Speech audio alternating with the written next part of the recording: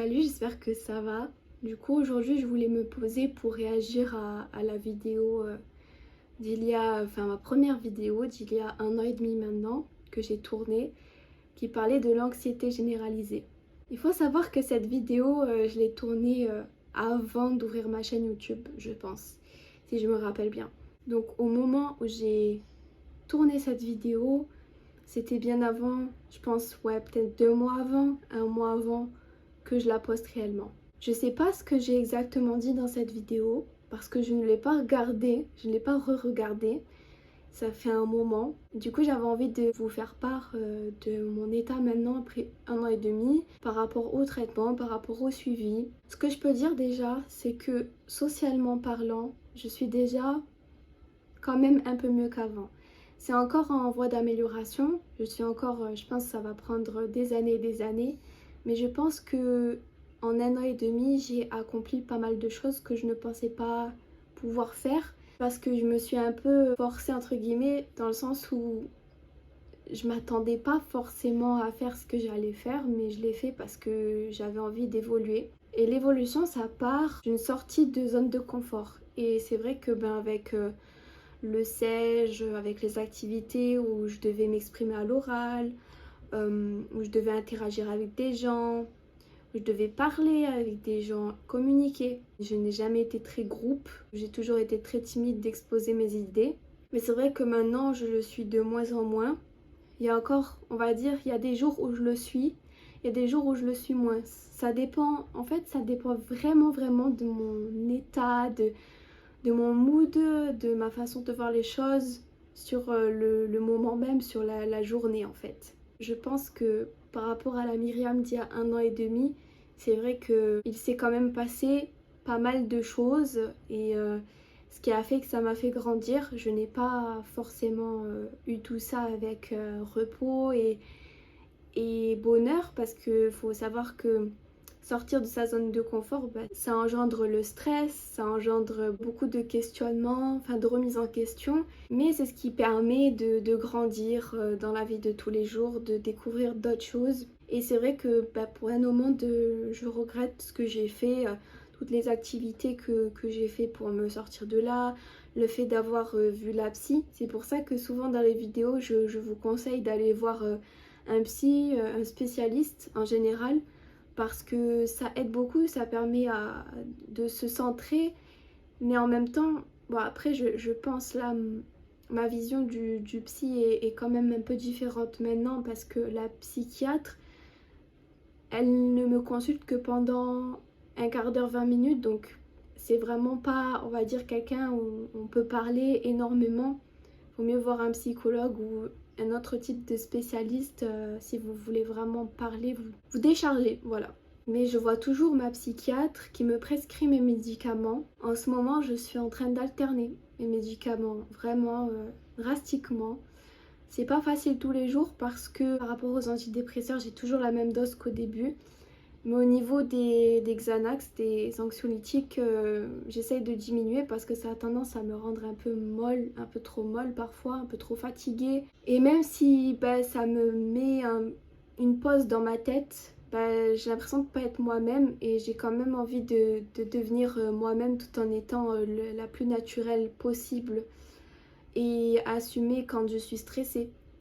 Parce que j'ai eu beaucoup de mal à assumer quand j'étais stressée, j'ai eu beaucoup de mal à assumer mon côté vulnérable, ce qui veut dire que voilà, quand on s'attarde sur le regard des gens H24, c'est sûr que c'est compliqué de oser dire les choses par soi-même et pas penser aux conséquences. Mais là, je pense que par rapport à avant, ça va beaucoup mieux. Le jugement des gens, je le prends quand même moins à cœur. Il y a peut-être, oui, 1 an de ça, par rapport à l'autre vidéo, oui, j'étais encore très touchable, facilement touchable, et là je commence à savoir ma valeur, à vraiment savoir qui je suis, et je vais apprendre petit à petit encore à me connaître. C'est pour ça qu'il est important de faire des activités, même si on se dit ah je serais peut-être pas la bonne personne pour faire cette activité, je me sens pas, je vais être ridicule, etc. En fait faut savoir que moi j'ai eu vraiment peur de faire toutes ces activités Mais je les ai faites quand même parce que ça m'a permis de me remettre en question et puis de savoir de quoi j'étais capable ou même pas capable aussi. Il faut se l'avouer. Dans la vie, on est capable de faire plein de choses, mais il y a des choses où on est un peu plus apte que d'autres. Et il y a des choses qui ne se passent pas comme prévu et c'est pas là qu'il faut être mal et qu'il faut se remettre en question. En fait, il faut juste se dire, voilà, cette chose n'est pas faite pour moi. En fait, ça permet juste de comprendre ce qui est fait ou pas pour nous. Après, je pars du principe qu'on peut réussir tout ce que l'on aime faire, tout ce que l'on veut faire. Je pense qu'on peut partir du principe que quand on se donne à fond, on peut y arriver. Et n'importe qui, en fait, n'importe qui, vous qui me regardez, toi qui me regardes, tu es capable de faire tout ce que tu désires faire. Après, c'est les pensées limitantes qui sont très présentes parfois, qui peuvent te détruire et en fait t'auto-saboter, t'auto-détruire. Ça, j'en connais un panel, hein. Ça, je suis hyper dedans.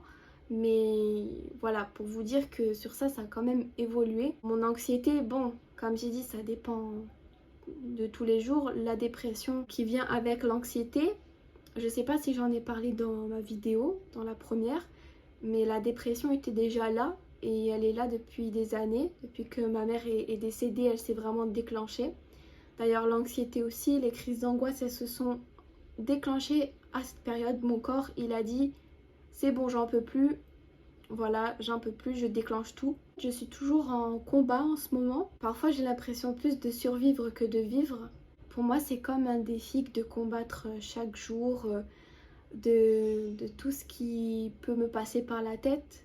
J'essaye de petit à petit éviter toutes ces voix négatives dans ma tête, même si elles sont toujours présentes. J'essaie de faire en sorte de vraiment les diminuer au maximum. Et je suis en plein travail. Je vous dis pas que justement c'est un parcours tranquille. Et justement, ça se voit pas. C'est pas quelque chose qui se voit vraiment directement quand on voit quelqu'un dans la rue. Mais dites-vous que vous n'êtes pas les seuls et que je sais maintenant que je suis pas seule depuis que vous m'envoyez vos messages. On se soutient beaucoup. Et ça me fait très plaisir de continuer dans cette lancée-là. J'essaye petit à petit de m'informer un peu plus, de regarder des vidéos rassurantes. Je vais vous conseiller une chaîne qui est vraiment pas mal. Je ne sais pas si vous la connaissez, c'est Yolène Wallace. Je vous le marquerai à l'écran de toute façon. C'est une femme qui parle très posément, elle est très psychologique, elle aborde plein de petits sujets qui sont très vrais, mais très encourageants aussi. Elle est très encourageante et moi quand je regarde ses vidéos, ça me fait plaisir déjà et ça me soulage. En tout cas, je me sens comprise. De par ses vidéos, elle donne des outils pour s'accepter un peu plus, se prendre moins la tête par exemple, etc. Je vous laisse regarder, de toute façon, c'est que bénéfice. Là, j'ai parlé un petit peu en général, mais c'est vrai que, bon, peut-être que dans encore 1 an ou 2 ans, je ferai une vidéo pour parler encore de mon évolution. Mais c'est vrai que globalement, si je peux conclure, je suis sur la bonne voie. Je suis sur la bonne voie, il y a encore du chemin, il y a encore des choses. Je sais que je vais passer par plein de moments plus compliqués que d'autres, mais ça fait partie de mon apprentissage dans la vie. Même si parfois vous vivez des périodes difficiles, il ne faut pas vous dire que c'est fini, il faut vous dire que tout simplement les choses vont s'arranger avec le temps et garder le cap, parce que les choses elles sont de mieux en mieux avec l'âge et avec ce qu'on apprend autour de nous, avec l'expérience, forcément ça va de mieux en mieux. Donc voilà, j'espère que cette petite vidéo vous aura plu. Je vous fais de très gros bisous et je vous dis à très bientôt pour une nouvelle vidéo. Ciao ciao.